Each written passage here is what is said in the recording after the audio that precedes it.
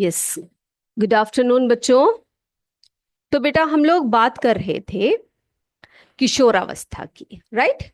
जिसमें कि हमने बहुत सारे हार्मोन्स की बात की पिछले क्लास में, आपको याद है? हमने टेस्टोस्टेरॉन की बात की तथा एस्ट्रोजन की बात की। क्या बताया था मैंने आपको? टेस्टोस्टेरॉन क्या है करके बोला था आपसे बेटा। टेस्टोस्टेरॉन जो है पुरुष हार्मोन कहलाती है, जो कहाँ से उत्पन्न की जाती है, कहाँ से उत्पन्न होता है? वृषण द्वारा उत्पन्न होता है ना? और आपको ये भी बताया था कि जो स्त्री हार्मोन है जिसे हम एस्ट्रोजन कहते हैं या एस्ट्रोजन कहते हैं, राइट? तो वो स्त्री हार्मोन होता है और वो कहाँ से उत्पन्न होता है? अंडाशय द्वारा उत्पन्न होता है। आज हम बात करेंगे प्रजनन एवं जनन स्वास्थ्य के बारे में। ठीक है, प्रजनन एवं जनन स्वास्थ्य के बारे में आज हम बात करेंगे।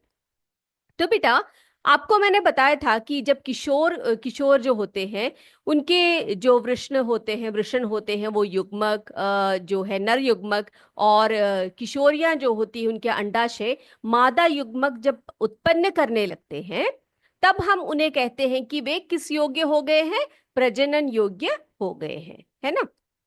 और स्त्रियों में जो ये अवधि होती है, यानी कि जो उनकी प्रजनन अवधि होती है, या वो ऐसे स्टेज में होते हैं, या उनकी जो एज होती है वो कौन से वर्ष से कौन से वर्ष तक होती है, ये भी बताया था। यानी कि 11-12 वर्ष से शुरू होकर कितने वर्ष तक? 45-50 वर्ष तक जो है उनकी जनन अवधि होती है। यानी कि स्त्रियां जो है इस उम्र में क्या होते हैं? बच्चे पैदा करने के लिए बहुत अच्छा जो उम्र है उनका वो माना जाता है, राइट? चलिए, अब जो हम बात करेंगे, अगर हम पुरुषों की बात करते हैं बेटा, तो पुरुषों की बात हमने बताया था आपको। क्या बताया था मैंने पुरुषों की बात? कि जो पुरुष होते हैं उनकी जो जनन अवधि होती है, यानी कि वो कौन से उम्र तक जो है शुक्राणु उत्पादन कर सकते हैं, पूछे तो स्त्रियों से भी बहुत अधिक वर्षों तक वो लोग क्या कर सकते हैं? यानी कि नर युग्मक का प्रोडक्शन वो कर सकते हैं उनके शरीर में। ठीक है, अब बेटा हम बात करते हैं ऋतुस्राव, रजोधर्म या महामारी, जिसको हम अंग्रेजी में मेंस्ट्रुएशन कहते हैं। ठीक है, क्या बताया मैंने? या तो ऋतुस्राव कहेंगे उसको हम, रजोधर्म कहेंगे, या उसको हम महावारी कहेंगे, राइट? अब बेटा इसमें क्या होता है?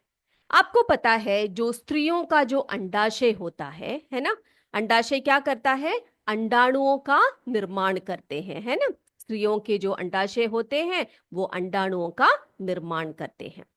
अब स्त्रियों के जो अंडाशय में एक अंडाणु क्या होने लगता है बेटा? परिपक्व होने लगता है। ठीक है, हर महीने स्त्रियों के अंडाशय में अंडाणु क्या होने लगते हैं बेटा? परिपक्व होते हैं। ठीक है, यानी कि मैच्योर होते हैं। अब इसका जो ड्यूरेशन, इसका समय जो है वो कितना लगता है? कितना लगता है? 28 से 30 दिन तक, 28 to 30 days। इतने दिनों में क्या होता है? ये अंडाणु जो होते हैं वो अंडाशय में परिपक्व होने लगता है। अब क्या होता है? आपको पता है, जब हम पढ़ चुके हैं कि अंडाणु जब क्या करता है, जो आपका जो अंडाशय से जो परिपक्व होता है ना बेटा, आपकी जो वो नलिका होती है, नाल जो जिसे हम कहते हैं, वहां पर जब आती है, तो अगर शुक्राणु के साथ उसका मिलन हो जाता है तो वहां पर क्या हो जाता है बेटा? निषेचन हो जाता है ना? निषेचन हो जाता है। अब मान लीजिए कि शुक्राणु से उसका जो है मिलन नहीं हो पाया, तो क्या होगा? तो क्या वहां पर निषेचन होगा बेटा? नहीं होगा, है ना? वहां पर जब तक स्त्री युग्मक और पुरुष युग्मक नहीं मिलेंगे वहां पर क्या नहीं हो सकता? वहां पर निषेचन नहीं हो सकता। अगर निषेचन हो जाता है तो क्या होता है? तो वहां पर गर्भधारण होता है। यानी कि ये देखो, गर्भधारण होता है ना? लेकिन अगर वहां पर निषेचन नहीं हुआ है, तो क्या होता है पता आपको? वो जो अंडाणु होता है, वो अंडाणु क्या करती है? गर्भाशय से होकर क्या करती है, गर्भाशय की जो दीवारें होती हैं, मोटी दीवारें यानी कि जो उनकी भित्ति होती है वो काफी मोटी हो जाती है। अब मुझे आप बताइए कि जो गर्भाशय है उसकी जो उसका जो उसकी जो दीवारें होती है वो मोटी क्यों हो जाती है बेटा? वो इसलिए मोटी होती है क्योंकि आपको पता है जब निषेचन हो जाता है, निषेचन के बाद क्या होता है, जो जाइगोट बनता है वो कहाँ पर जाकर आता है, वो गर्भाशय के अंदर की तरफ आता है ना। गर्भाशय के अंदर से ही क्या बनता है, वहां पर गर्भस्थ शिशु बनता है।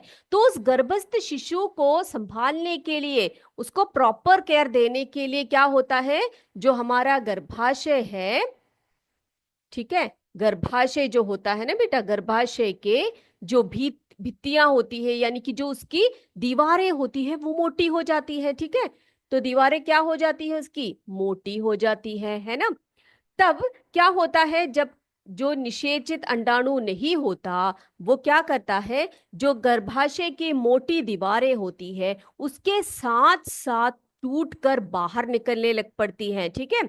तो अंडाणु तथा गर्भाशय की भीतरी दीवार मोटी होकर क्या करती है, रुधिर वाहिकाओं के साथ यानी कि जो आपके ब्लड वेसल्स होते हैं ना उसके साथ ही टूटने लगते हैं। और इससे क्या होता है बेटा, इससे रक्तस्राव होता है। क्या होता है, रक्तस्राव होता है, ठीक है।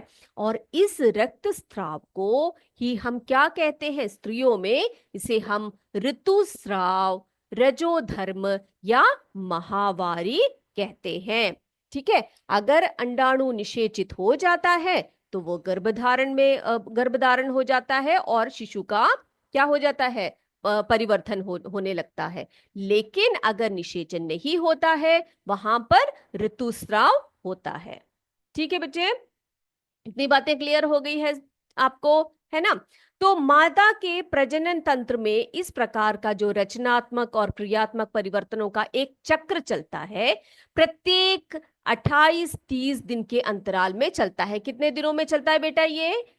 यस, 28 और 30 दिन के अंतराल में चलता है, रहता है। और इसी को क्या कहते हैं, ऋतुस्राव चक्र कहते हैं। क्या कहते हैं इस चक्र को? ऋतुस्राव, यहां पर लिखती हूं, ऋतुस्राव चक्र, ठीक है। इसको ऋतुस्राव चक्र या मेंस्ट्रुअल साइकिल कहा जाता है अंग्रेजी में। ओके, एक और बार आपको एक्सप्लेन करते हैं डायग्राम के साथ ही, चलिए देख लीजिए।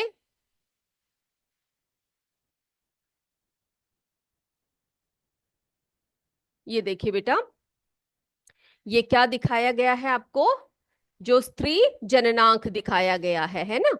तो इसमें क्या होता है बेटा, आपने देखा कि अंडाशय है, यहाँ पर 2 अंडाशय दिखाई पड़ रहा है आपको, है ना। ये क्या है, दोनों तरफ अंडवाहिनियां है यहाँ पर दोनों, है कि नहीं। और मैंने आपसे कहा कि जो है स्त्रियों में हर महीने क्या होता है, क्या होता है, एक साधारण स्त्री में क्या होता है बेटा, अंडाणु क्या होने लगते हैं, परिपक्व होते हैं, ठीक है। 28-30 दिन के अंतराल पर किसी भी एक अंडाशय से एक अंडाणु निकलता है, दोनों में से नहीं निकलते।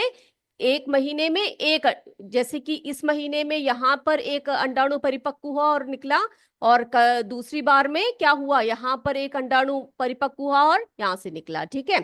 तो क्या होता है कि अंडाणु जो है वो अंडाशय से निकलने लग पड़ते हैं। लेकिन हमें पता है अगर जो अंडाणु निकलते हैं वो निषेचित नहीं होता है, ओके। अगर वो निषेचित नहीं होता है तो क्या होता है बेटा, गर्भाशय के भीतरी भाग जो ये यहाँ पर, ये आपको पता है ये गर्भाशय है ना। ये जो गर्भाशय है इसकी जो दीवारें होती है वो मोटी होने लग पड़ती है, ठीक है, इस दौरान। तो जब ये मोटे होते हैं, मोटी होने लग पड़ती है, क्या होता है, जो निषेचित अंडाणु नहीं है उसको पता लग जाता है कि निषेचित नहीं है, तो क्या करता है वो अंडाणु बाहर की तरफ निकल यानी कि गर्भाशय की ओर बढ़ने लग पड़ता है, वो भी टूटता है। साथ ही साथ क्या होता है बेटा, गर्भाशय की जो भित्ति होती है यानी कि जो दीवार होती है, इसकी वॉल्स जो होते हैं वो भी टूटने लगते हैं। और क्या होता है बच्चे, जब टूटता है आपके अंदर, शरीर के अंदर के किसी भी हिस्से में कोई भी चोट आती है तो क्या होता है, वहां पर रक्तस्राव होता है ना, यानी कि आपकी जो रुधिर वाहिकाएं होती है वो भी टूटने लग पड़ती है। तो इस प्रकार से रक्तस्राव होता है। तो इसी को हम क्या कहते हैं, ऋतुस्राव या रजोधर्म या माहवारी कहते हैं। ठीक है बेटा, ये अब और भी अच्छी तरह से आपको क्लियर हो गया होगा, है ना। चलिए, ओके।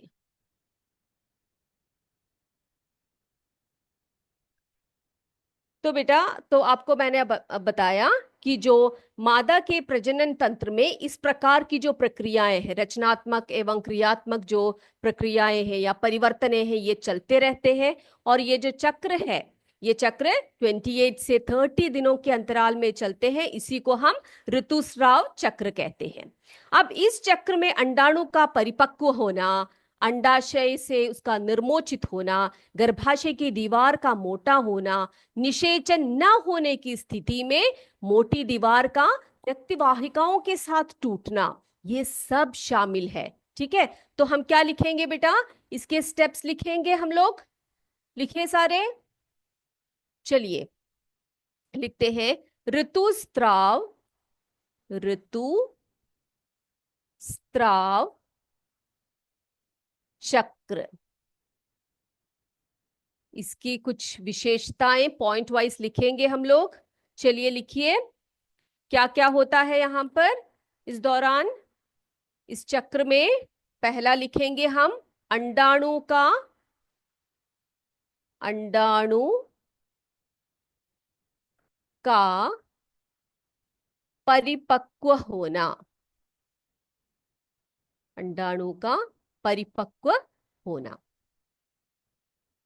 ठीक है, उसके बाद दूसरा पॉइंट हम लिखेंगे अंडाशय से निर्मोचित होना, है ना, अंडाशय से बाहर को निकलना, यानी कि बाहर यानी कि गर्भाशय की तरफ, यानी कि अंडवाहिनियों की तरफ को निकलना। ठीक ठीक है, तो अंडाशय, अंडाशय से निर्मोचित होना। किसका निर्मोचन बेटा, अंडाणु का निर्मोचन। ठीक है, निर्मोचित होना, अंडाशय से निर्मोचित होना, ये दूसरा पॉइंट है। तीसरा, गर्भाशय की, गर्भाशय की दीवार का, गर्भाशय की दीवार का मोटा होना, मोटा होना। ठीक है, फिर निषेचन न होने की स्थिति में क्या लिखेंगे बेटा हम लोग, निषेचित ना होने की स्थिति में, अगर निषेचन नहीं हुआ है। ठीक है, तो निषेचन न होने, न होने की स्थिति में, निषेचन न होने की स्थिति में मोटी दीवार का, मोटी दीवार का किसके साथ टूटना, रक्त वाहिकाओं के साथ, है ना, रक्त वाहिकाओं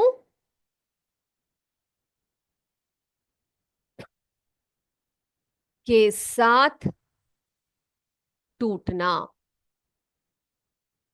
ठीक है, रक्त वाहिकाओं के साथ टूटना, ये सभी किस में आते हैं बेटा, ये सब जो है ऋतुस्राव चक्र में आते हैं। ये सब इसके इंपॉर्टेंट इंपॉर्टेंट पॉइंट्स है।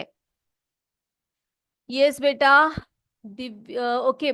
मैं कुछ बच्चों के नाम जरा लेना चाहूंगी। बहुत देर से ये स्कूल्स जो है अपने बच्चों के नाम भेज रहे हैं, जरा देख लेती हूं मैं। ओके, एक मिनट जरा, एक मिनट। ओके, ममता कुमारी, ये तीन बच्चों के चित्र, तीन चार बच्चों के जो है नोटबुक्स में जो बच्चों ने चित्र डायग्राम्स बनाए हैं भेजा है। ये कहाँ से भेजा गया है, CS समोग्रा से, है ना। CS करधाना सेवापुरी से महिमा, संजीवनी, रिमझिम, फिर क्या है, नंदिनी, नंदनी और नंदिनी। ओके बेटा, वेरी गुड। हाँ, फिर यूपीएस झालुपुर से Pratibha, Rachna, Saumya, Divya, Muskan, Riya, I am sorry, Ayushi, Aditi, Tejaswi, Shivam, Ankit, Alkesh. Please नाम बोलिएगा मैम। हम क्या करेंगे बेटा, क्या करोगे आप लोग? वेट कर रहे हो मेरे नाम लेने का? ओके, सबका नाम ले लिया बेटा, अब सबका नाम ले लिया, ठीक है। अब सब पढ़ रहे हो, सभी क्लासेस देख रहे हो, सभी पढ़ रहे हो, अच्छे से समझ में आ रहा है क्लास सबको? अच्छा बेटा, वेरी गुड, ठीक है।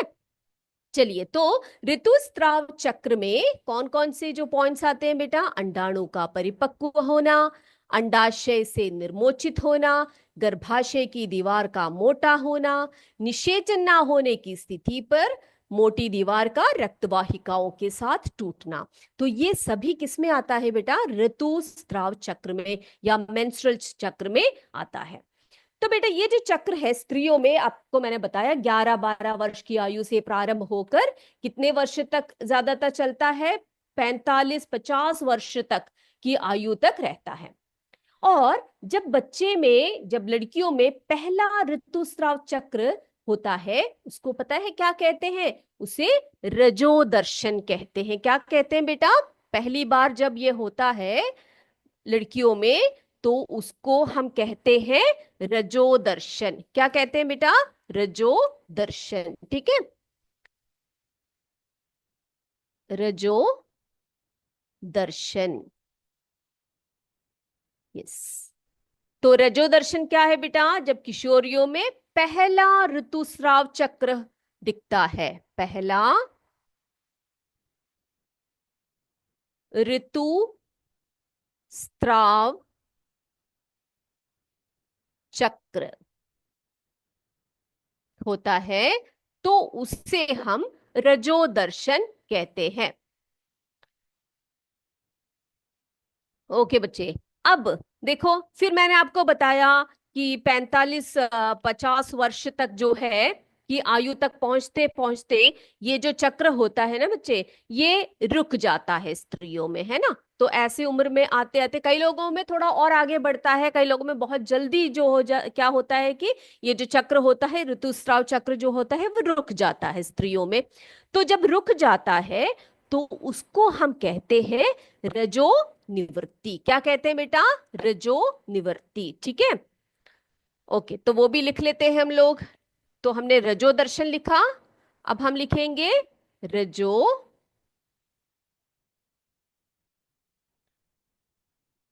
निवृत्ति, ठीक है, रजो निवृत्ति, जिसे अंग्रेजी में हम मेनोपॉज कहते हैं। क्या कहते हैं बेटा?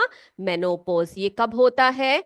जब स्त्रियां 45 से 50 वर्ष तक की आ जाती हैं, तो इस आयु में आते आते ये चक्र क्या होने लग पड़ता है?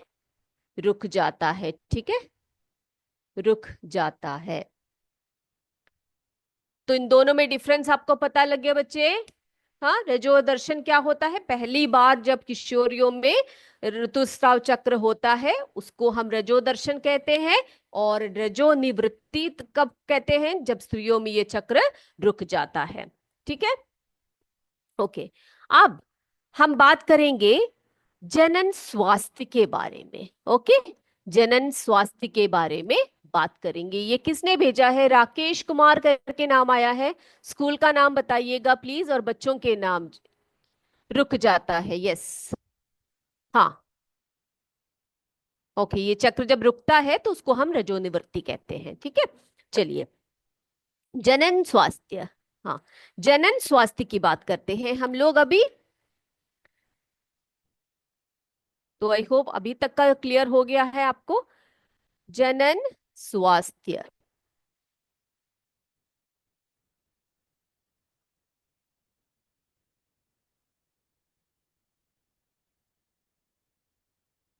जनन स्वास्थ्य, ओके।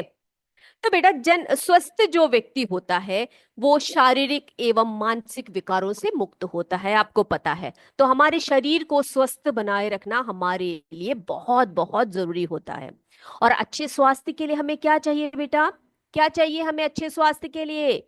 यस, अच्छे स्वास्थ्य के लिए हमें संतुलित भोजन, है ना, संतुलित पोषण चाहिए। तो क्या क्या चाहिए हमें? संतुलित, संतुलित पोषण बहुत बहुत जरूरी होता है। ठीक है, संतुलित पोषण चाहिए। फिर नियमित व्यायाम की भी आवश्यकता होती है ना। हमें क्या करना चाहिए? ऐसे नहीं कि खाए पिए बैठ गए वहां पर। नियमित व्यायाम बहुत बहुत जरूरी होता है हमारे शरीर और मन के लिए, both for your body and mind, दोनों के लिए हमें नियमित व्यायाम करना बहुत जरूरी होता है ना। और साथ ही साथ हमें क्या होना चाहिए? हमारी जो पर्सनल हाइजीन को बनाए रखना चाहिए हमें। उसको हम क्या कहते हैं बेटा? व्यक्तिगत स्वच्छता। क्या कहते हैं उसे? व्यक्तिगत स्वच्छता। वो बहुत बहुत जरूरी होता है। व्यक्तिगत सफाई या स्वच्छता, है ना, बहुत आवश्यकता होती है उसकी। तो हमें क्या करना चाहिए? हमारे अच्छे स्वास्थ्य के लिए हमें संतुलित भोजन खाना या संतुलित पोषण हमारे लिए बहुत जरूरी होता है। उसी प्रकार नियमित व्यायाम करने चाहिए। उसी प्रकार व्यक्तिगत स्वच्छता भी हमें बहुत बहुत जरूरी होता है। अब बेटा जब आप किशोर अवस्था में हो तो इस अवस्था में जो है इन सब का महत्व बहुत ज्यादा बढ़ जाता है। ठीक है। अब बेटा ये व्यक्तिगत स्वच्छता की अगर मैं बात करूं तो हमें पता है जब इस उम्र में बच्चे आते हैं तो श्वेत तथा तैल ग्रंथियों की सक्रियता बढ़ जाती है ना। तो हमारे शरीर से जो है पसीने सबकी बदबू ज्यादा आती है, गंध ज्यादा आता है इस उम्र में। ओके। तो आपने क्या करना चाहिए? आपको क्या करना चाहिए? प्रतिदिन स्नान करना चाहिए। और प्रतिदिन स्नान कैसे करना चाहिए? आपको सभी अंगों की अच्छी सी साफ सफाई करनी बहुत बहुत जरूरी होता है। बहुत जरूरी होता है। ठीक है। और ऐसा ना करने पर क्या होगा? जो जीवाणु, जो बैक्टीरिया होते हैं या जो फंगस होते हैं, जो कवक होते हैं, उनका संक्रमण का खतरा बना रहता है ना।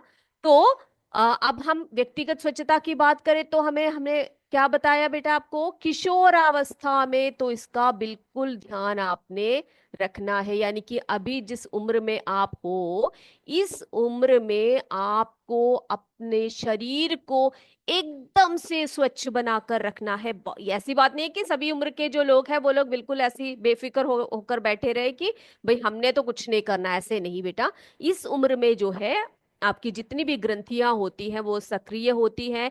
तो बहुत सारे जीवाणु और कवकों का जो है संक्रमण की जो खतरा है वो बना रहता है। ठीक है।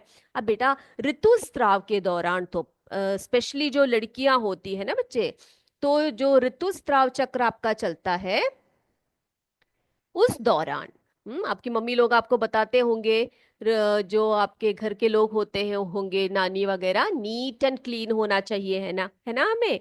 तो उस समय तो जो लड़कियां होती है उन्हें क्या करना चाहिए बेटा? बहुत अच्छी तरह से अपने शरीर की सफाई पर ध्यान देना चाहिए। क्योंकि गंदे बने रहने से क्या क्या हो सकता है? बहुत सारे चर्म रोग हो सकते हैं, खुजली हो सकती है, यौन रोग रोग जो होते हैं ना उनकी आशंका, यानी कि जो हमारे जो जननांग सब होते हैं ना, उनकी सब अच्छी तरह से आपने सफाई करके रखना बहुत जरूरी होता है। ठीक है। वरना क्या हो जाएगा? बहुत सारे रोग हमें हो सकते हैं। तो इतनी बातें मेरे बच्चों को क्लियर हो गया है बेटा? इतनी बातें क्लियर हो गई सबको? तो हमने बात की संतुलित पोषण की बात की है ना। तो इस उम्र में जो होते हैं, बढ़ती उम्र है आपकी, तो आपने क्या करना होता है? क्या करना है आपने? आपने अच्छी तरह से क्या करना है? भोजन खाना है। स्पेशली कैसे भोजन करना है? आपने प्रोटीन युक्त भोजन खाना बहुत जरूरी होता है ना। तो प्रोटीन युक्त भोजन क्या क्या होते हैं बेटा? जैसे दाल, दूध, जो लोग अंडे वगैरह खाते हैं वो लोग अंडे खा सकते हैं, है ना। मांस जो खाते हैं वो लोग मांस खा सकते हैं।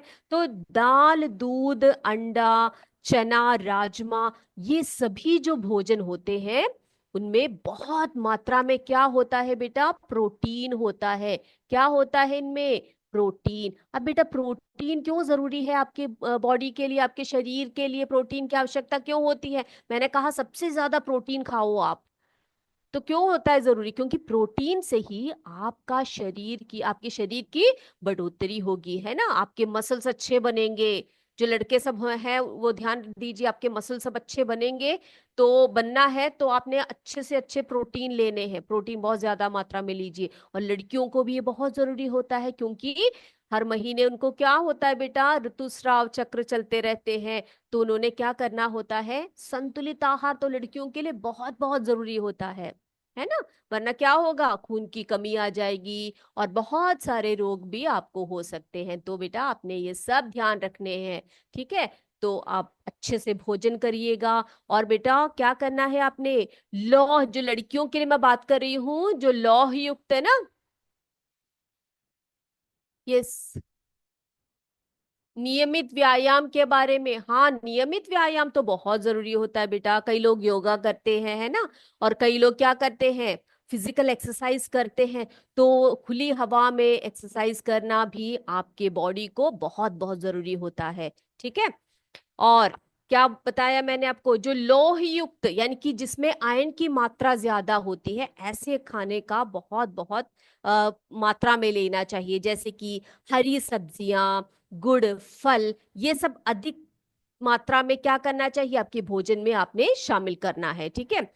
अब बेटा व्यायाम की मैंने बात की आपसे कि ताजी हवा में टहलना, ठीक है, बाहर जाकर खेलना। ऐसे नहीं कि क्या बोलते हैं, मोबाइल फोन पकड़ के बैठ गए आप लोग और बोल रहे हैं कि चलो मैम हम लोग गेम खेल रहे हैं।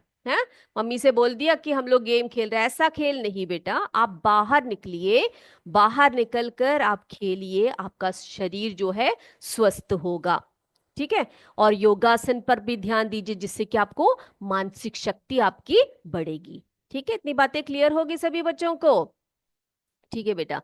अब जो है एक और बात हम करेंगे लिंग निर्धारण की। इसमें कोई डाउट है किसी को, बताइए। किसी को कोई डाउट है तो मुझे बता सकते हैं, पूछ सकते हैं बेटा आप लोग, बताइए। अ शिवांगी राजभर, ओके बेटा। और कॉम्पोजिट विद्यालय से अंबा संतोष कुमार, है ना। तो मैंने आज बच्चों के नाम सब ले लिए हैं, ठीक है, किसी के नाम छूटे तो नहीं है ना? या नहीं? ओके। ओके बेटा, अब किसी के नाम छूट गए तो आप बता दीजिएगा। ओके, चलिए। तो अगला हम बात करेंगे, कोई डाउट नहीं है किसी को? नो मैम करके बताया है, किसी को कोई डाउट नहीं है?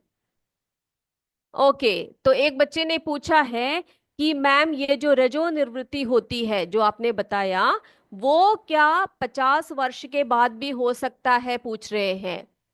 हाँ, तो इसका उत्तर मैं आपको बता देती हूँ बेटा। हम लोग बात करते हैं, जनरल बात कर रहे हैं। तो 50 वर्ष है जो साधारण स्त्रियों की जो होती है ना बेटा, वो उनमें रजो निवृत्ति जो होती है ना, 45 वर्ष से 50 वर्ष बोली जाती है। लेकिन कई स्त्रियों में क्या होता है कि 30 के बाद या फिर 30 वर्ष के बाद भी ये कभी भी हो सकता है। और कई स्त्रियों में ऐसा होता है कि 50 वर्ष के बाद भी, या कई कई लोगों के 50 वर्ष के बहुत एक दो सालों तक फिर चलते रहते हैं ये ऋतुस्राव चक्र, फिर बंद हो जाते हैं, ठीक है। तो ये डाउट आपको क्लियर हो गया होगा, है ना। ये सभी लास्ट में मुझे यूपीएस भोरकला से एक बच्चे ने भेजा है चित्र, उस बच्चे का नाम भी बता दीजिए तो मैं उस बच्चे का नाम भी यहाँ पर बोल सकती हूँ। नाम बोला नहीं है बच्चे का, श्रेया मिश्रा ने। ओके बेटा, वेरी गुड, बहुत बढ़िया, अच्छा, बहुत अच्छे से बनाया है आपने, नीटली ड्रॉ किया है, ठीक है। ओके। तो किसी को कोई इसमें और कोई डाउट नहीं है ना? तो हम बात करेंगे लिंग निर्धारण की, ठीक है। तो लिंग निर्धारण क्या होता है, यानी कि एक बच्चा लड़का हो या लड़की हो, ये किस पर निर्धारित होती है, इसके क्या कारण होते हैं, वही हम पढ़ेंगे हमारे अगले टॉपिक में, जो हम लेंगे आपको अगली क्लास में, ठीक है। क्या पढ़ेंगे हम लोग? लिंग निर्धारण, सेक्स डिटर्मिनेशन कहते हैं हम इसको अंग्रेजी में। इसके बारे में अगले क्लास में आपसे अच्छी तरह से चर्चा करेंगे। बेटा तो आज की क्लास हम यही समाप्त करें, अगली क्लास में आपसे फिर मिलेंगे। तब तक जय विद्या शक्ति, जय हिंद, जय भारत। धन्यवाद बच्चों।